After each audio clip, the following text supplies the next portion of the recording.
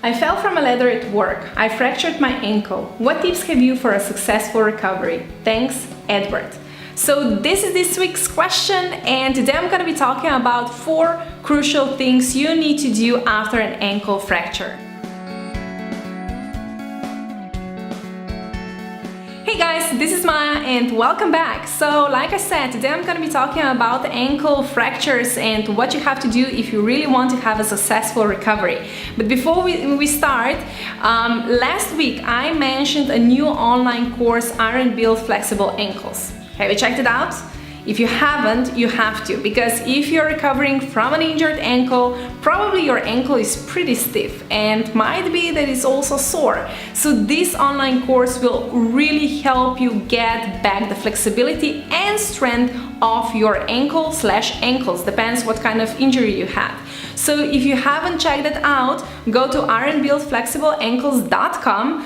Go and join our waiting list and you'll be the first one to know when the door opens. So that's for the beginning, and now let's start. So the juicy part of this video, 4 crucial things you need to do after an ankle fracture. So, in the 4.5 years since I fractured my ankle, my right talus bone, I talked to and work with a lot of people with similar injuries. So, I've seen a lot of things, and here I'm gonna share with you 4 crucial things that you really have to do if you want to have the best recovery, which I'm positive that you want to recover flawlessly. You don't want to have problems like in 5 years, in 10 years.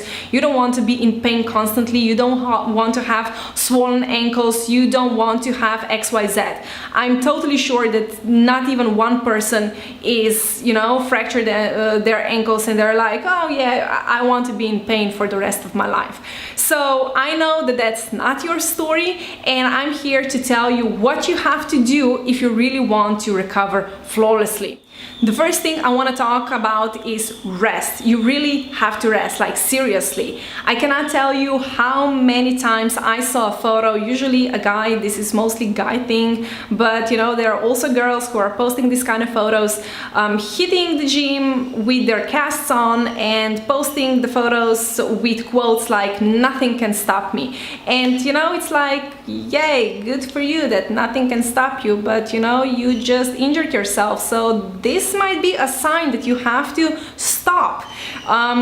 It's not good if you're not taking the rest, like a serious rest, because right now your body needs all the energy to heal. So this is not the time to run around and to work out in a cast. This is not the time to not be able to say no, or not to be able to say this is the time for me. So this is really the time that you have to rest. You have to put all the energy into the recovery, into your injury recovery, because otherwise, if you're not resting, guess what can happen in the future? Well, your recovery can be longer, your recovery can be tougher, you can experience more pain, you can experience more swelling. So these are all the things that I'm sure you don't want to experience. So this is really the time to rest, like seriously rest. And you might say, well, yeah, but then I have to start working with my physiotherapist and I'm not gonna be resting then. But this is different. When you start doing the exercises for your ankle, this is beneficial because you are just moving one tiny part of your body. You're not putting as much energy into that workout as if you're going to the gym and doing push-ups and pull-ups and everything else. So this is the first thing. You really have to rest. The second thing is hydration. You really have to hydrate yourself. Right now there's a lot of inflammation going on in your ankle, so you really have to take care of that, because your body is already working really hard trying to get rid of all the toxins and everything, and if you're not helping your body out, then guess what? That's not really good. Your recovery cannot be really good if you're not helping your body. And when I'm talking about hydration and when I'm talking about you have to drink a lot, I'm not talking about alcohol, I'm not talking about sodas, I'm not talking about coffee, I'm not talking about this kind of stuff. I'm talking about plain water. If you don't like the taste of water, okay, no worries. Squeeze in some lemon juice or fresh orange juice, or add some, citruses in the water so that you will get a flavored water, but just drink plenty of that. The other thing that how you can also hydrate yourself is that you increase the volume of fruits and vegetables that you are eating in a day. So this is the perfect time to start eating healthy, and I'm gonna talk about just a bit later about that as well. So fruits and vegetables, there's a lot of water inside, so they're taking care of your body. And here I'm talking about raw fruits and vegetables, fresh fruits and vegetables. So no cooking or steaming, well, you can, of course you can, but if we're talking about hydration, then the best thing is raw, and especially juicy fruits like oranges and lemons, so watermelon and melon and peaches, and there's a lot of really juicy fruits, and they will also help you to recover faster, because there is a lot of nutrients that your body needs right now in the fruits and vegetables, a lot of vitamins, a lot of minerals, a lot of really good stuff. So this is the second part, the second thing.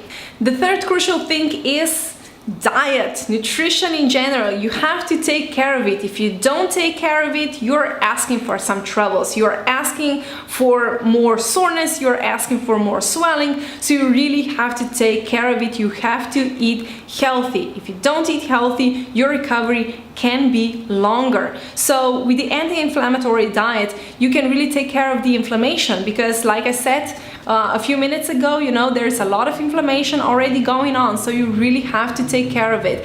And one thing is that, the majority of people, if I would ask you right now, so how is your diet? Do you eat healthy? What would you say? Like majority of people, they say, yes, I eat healthy. That's not a problem. We eat healthy. But you know what? A lot of people, they don't eat healthy, even though they think that they eat healthy. So what you have to do is that if you don't eat a lot of vegetables, a lot of fruits, a lot of anti-inflammatory foods like greens, if you don't eat a lot of legumes, because beans are really important if you want to have healthy bones.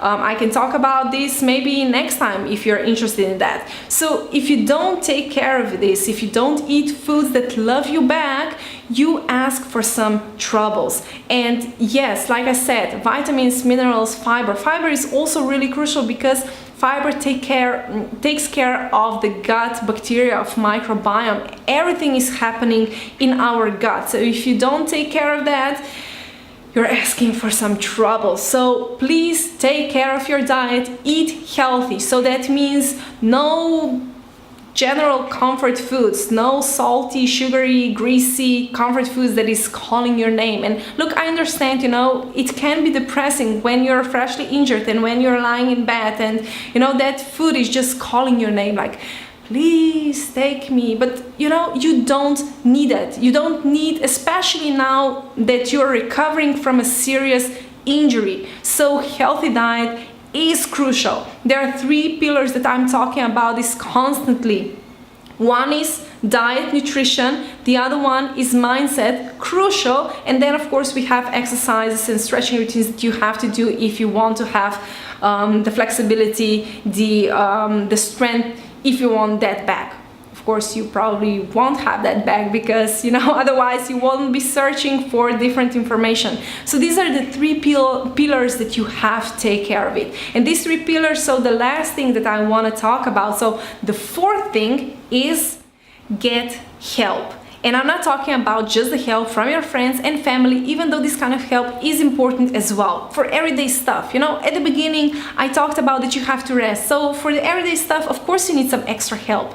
But here I'm talking about a bit different help. I'm talking about that you need someone who already went through what you're going through, someone who understands you, who motivates you, who is cheering you up, someone to share frustrations and fears with, someone, but most importantly, someone who know exactly what you have to do to go from point A to point B as fast as possible. Someone who has a plan for you, step by step. I'm talking about a coach, I'm talking about an expert.